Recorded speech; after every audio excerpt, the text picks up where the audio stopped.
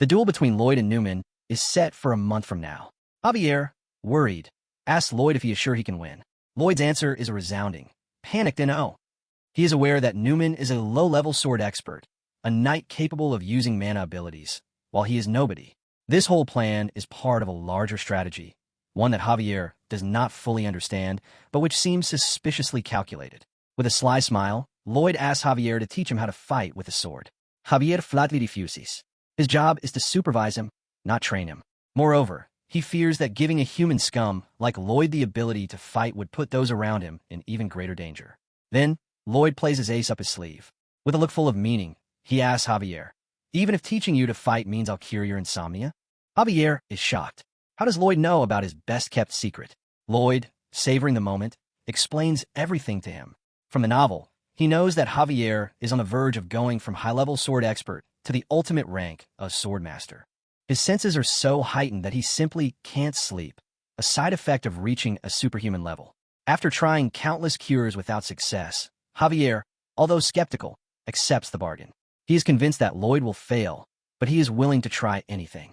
Lloyd's plan to cure Javier, however, is an unconventional one. That evening, as Javier sits by the fireplace, Lloyd doesn't use spells or herbs. Instead, he opens a thick book and begins to read to him in a monotone voice, an engineering textbook on reinforced concrete. As Lloyd expected, the dense, technical text is at least 18 times more sleep-inducing than any spell.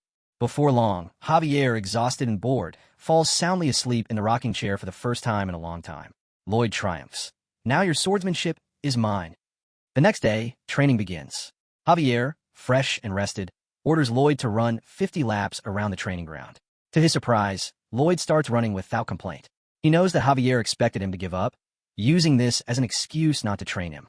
Determined to thwart his plan, Lloyd keeps running, even though his frail body hurts terribly. As he runs, his thoughts return to his hard life in Korea, waking up alone in a small room, carrying bricks to construction sites, and unloading trucks at night, all just to survive. Compared to that desperation, the runner's physical pain is nothing. This determination impresses Javier, who for the first time sees an iron will in a young man he thought was a simple hooligan. Finally, Javier gives in.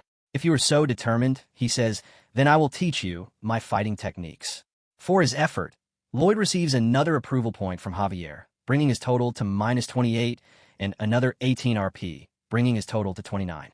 Meanwhile, Newman appears before Baron LloydFrontera to discuss the duel. The Baron, though disappointed by his son's disrespect, acknowledges that the challenge has been issued and cannot intervene. He asks Newman not to seriously injure Lloyd, but simply to bring him down to earth. Newman accepts with a humble bow. However, in his dark thoughts, the knight has other plans altogether. He sees the duel as a perfect opportunity.